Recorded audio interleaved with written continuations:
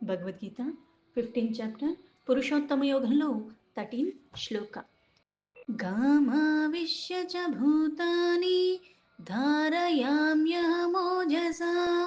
పుష్ణామి చౌషధీః సర్వాః సోమో భూత్వా రసాత్మకః.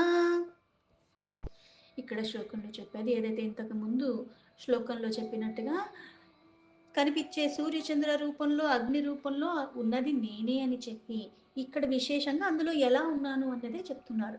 ఘామ విశ్య అంటే ఘామ్ అంటే భూమి, అవిశ్య అంటే వ్యాపించి, భూమి ఎలా అయితే ఉన్నదో అంటే భూమి లోపల వ్యాపించి ఉన్నాడు. ఈ వ్యాపించి ఉన్న భూమి ఏమవుతుంది అంటే చ భూతాని అంటే సర్వవ్యాపిగా ఉన్న పరమాత్మ ఈ భూమి యందు కూడా వ్యాపించి ఒక శక్తి రూపంలో ఉన్నాడు. ఈ భూమి యందు వ్యాపించి ఉన్న కారణంగానే చ భూతాని అంటే ఈ జీవరాశుల సముదాయం ఏదైతే ఉన్నదో అన్నిటికీ భూమి ఆధారమై ఉన్నది.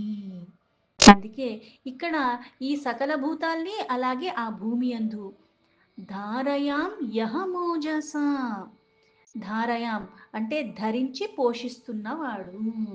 అంటే ఏదైతే ఈ జీవరాశులన్నీ కూడా పోషింపబడేది ఆ భూమి నుంచి వచ్చే వాటి వల్లే, ఆ భూమిని ఆధారం చేసుకుని ఉన్నాయి. ఆ భూమిని ఈ జీవరాశుల సముదాయాన్ని అన్నిటినీ ధరిస్తున్నవాడిని, అది నేనే. మోజస అంటే మళ్ళీ ఇక్కడ అహం ఓజస అంటే ఇక్కడ శక్తి ఏదైతే భూమి యందు వ్యాపించి ఉన్నాడో ఆ శక్తి, ఆ శక్తిలాగా ఉన్నది నేనే. భూమిలో ఒక శక్తి ఉంది కాబట్టి ఇప్పుడు అన్ని పంటలు అన్ని ప్రదేశాల్లో పండుతున్నాయా? లేదు. ఒకదానికి విశేషంగా కొన్ని పంటలు ఆ ప్రదేశంలో చాలా బాగా పండుతాయి, వేరే ప్రదేశంలో వేరే పంటలు బాగా పండుతాయి. అందుకే మనకి ఒక్కొక్క ప్రదేశానికి కొన్ని ఉన్నాయి.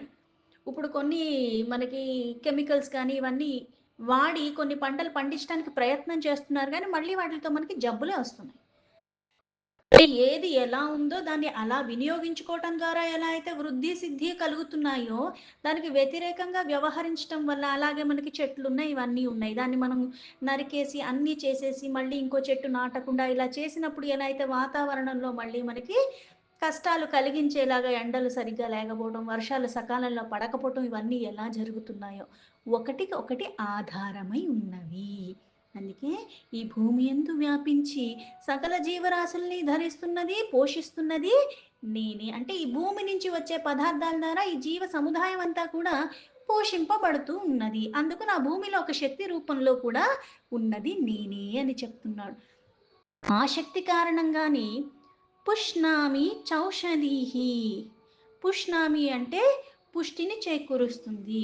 ఇప్పుడు ఆహారం తిన్నది మనకి వంట పట్టింది అంటేనే పుష్టినిస్తుంది.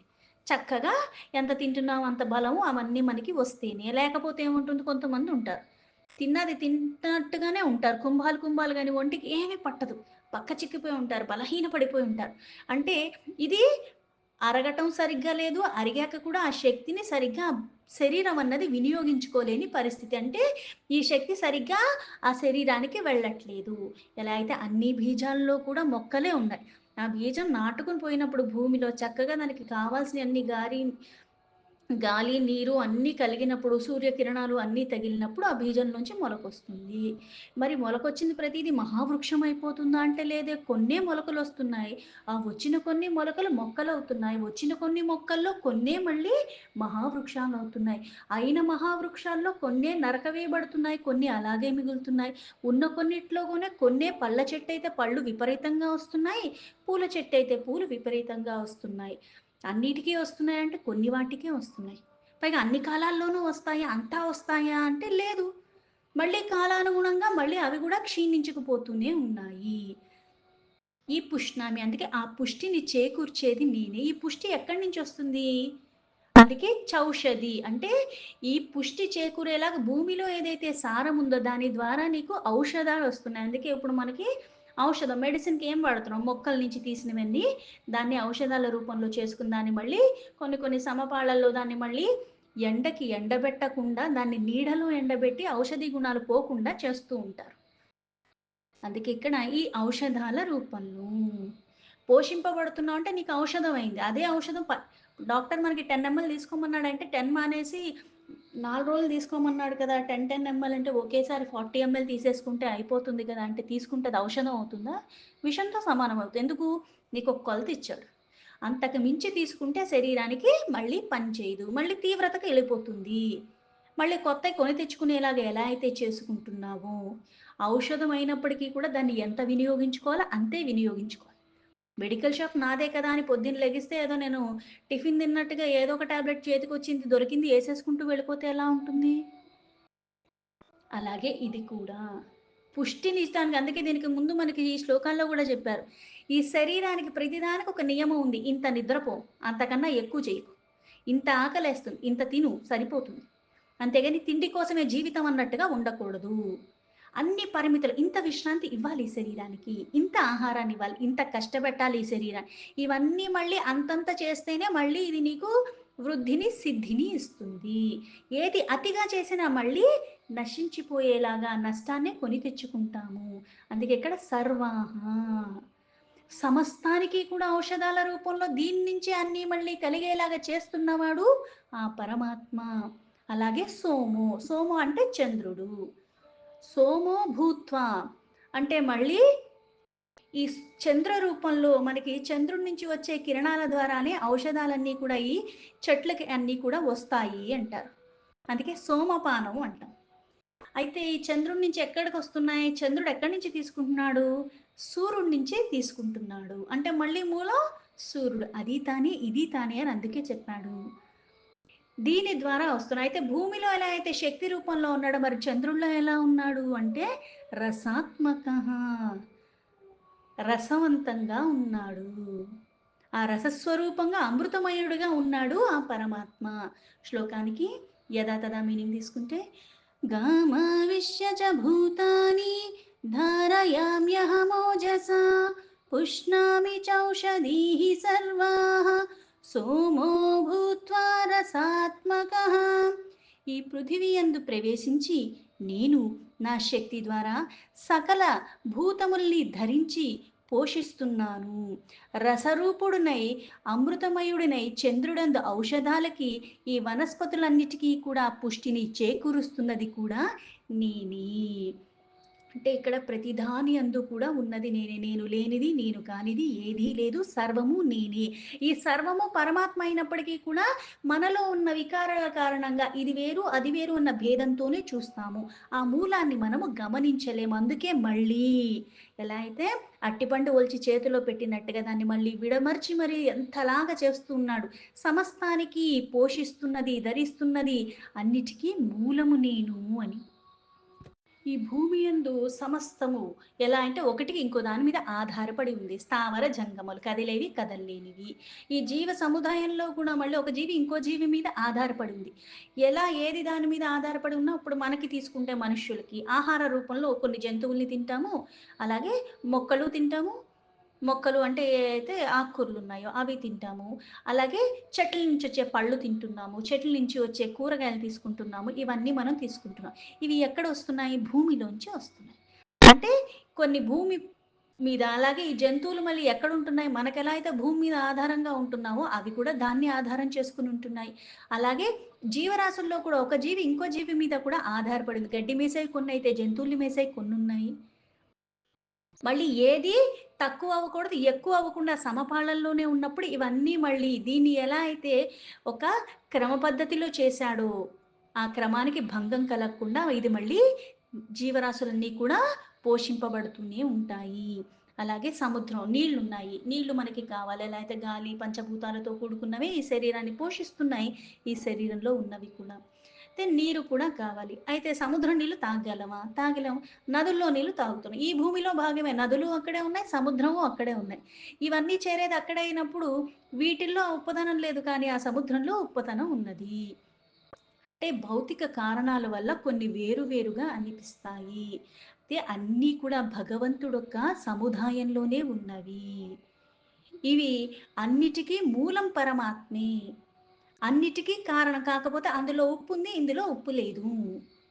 అలాగే ఒక్కొక్కటి ఒక విశేషణతో ఉన్నాయి. అలాగే పంచభూతాలు పరమాత్మైన పంచభూతాలు అన్నిటిలో ఉన్నప్పటికి, అలాగే జీవరాశి సముదాయాలు అన్నిటిలో కూడా ఆత్మ రూపంలో ఉన్నది పరమాత్మే. అందులో మళ్ళీ ఎలా అయితే విభాగాలు చేయడానికి వీల్లేనటువంటి వాడు పరమాత్మ అని ఇంతకు ముందు చెప్పారు. విభజించటానికి వీల్లేదు కాకపోతే ఇందులో ఒకలాగా, అందులో ఒకలాగా ఉన్నట్టుగా కనిపిస్తుంది. కానీ మూలం అన్నీ పరమాత్మమయమే. అందులో వేరుగా, ఇందులో వేరుగా అనిపిస్తుంది. అయితే ఈ భూమి ఏదైతే రసాత్మకంగా ఎందుకంటే కొన్ని పంటలు పండుతున్నాయి. మన దగ్గర పండే బియ్యం కానీ, వరి కానీ ఇవన్నీ మళ్ళీ కొన్ని ప్రదేశాల్లోనే పండుతాయి. కొన్ని ప్రదేశాల్లో ఎడారి. ఎడారిలో పండేవి వేరుంటాయి. ఇవి అక్కడ పండవు, అవి ఇక్కడ పండవు. దానికి అది కావాలి వాతావరణం, దీనికి ఇది కావాలి వాతావరణం.